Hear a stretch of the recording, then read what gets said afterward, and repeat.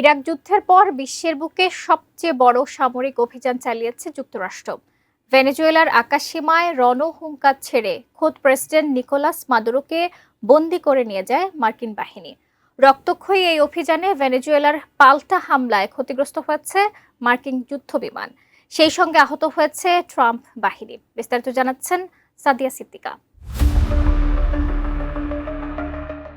ভেনেজুয়েলার রাজনৈতিক ইতিহাসে এক নজিরবিহীন অধ্যায় যুক্ত করে দেশটির প্রেসিডেন্ট নিকোলাস মাদুরোকে এক নাটকীয় ও রক্তক্ষয়ী অভিযানে আটক করেছে যুক্তরাষ্ট্র। 2003 সালের ইরাক যুদ্ধের পর এটি যুক্তরাষ্ট্রের সবচেয়ে বড় সামরিক অভিযান হিসেবে গণ্য করা হচ্ছে। 2 জানুয়ারি মধ্যরাত থেকে 3 জানুয়ারি ভোর পর্যন্ত ভেনেজুয়েলার রাজধানী কারাকাসে চালানো এই রুদ্ধশ্বাস অভিযানে আকাশ ও স্থল পথে একযোগে হামলা চালায় মার্কিন সেনাবাহিনী।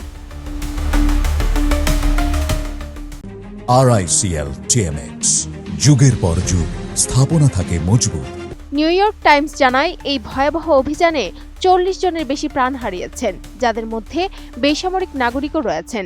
ভেনেজুয়েলার মাটিতে নামার আগে দেশটির আকাশ প্রতিরক্ষা ব্যবস্থা ধ্বংস করতে 150টিরও বেশি যুদ্ধবিমান মোতায়েন করেছে মার্কিন বাহিনী।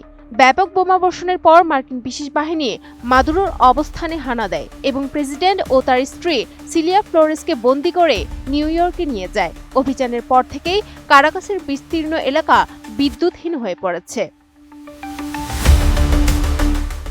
মার্কিন সংবাদ মাধ্যম CNN জানায়, অভিযান চলাকালীন পাল্টা হামলায় কয়েকজন মার্কিন সেনা আহত ও শার্পনেল বিদ্ধ হয়েছেন।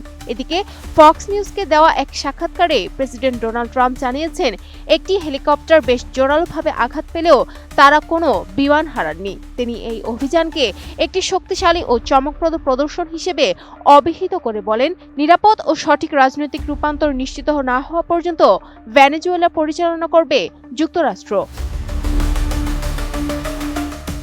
তবে কংগ্রেসের অনুমোদন ছাড়াই চালানো এই সামরিক অভিযানকে আন্তর্জাতিক আইনের স্পষ্ট লঙ্ঘন বলে সমালোচনা করছেন অনেকে।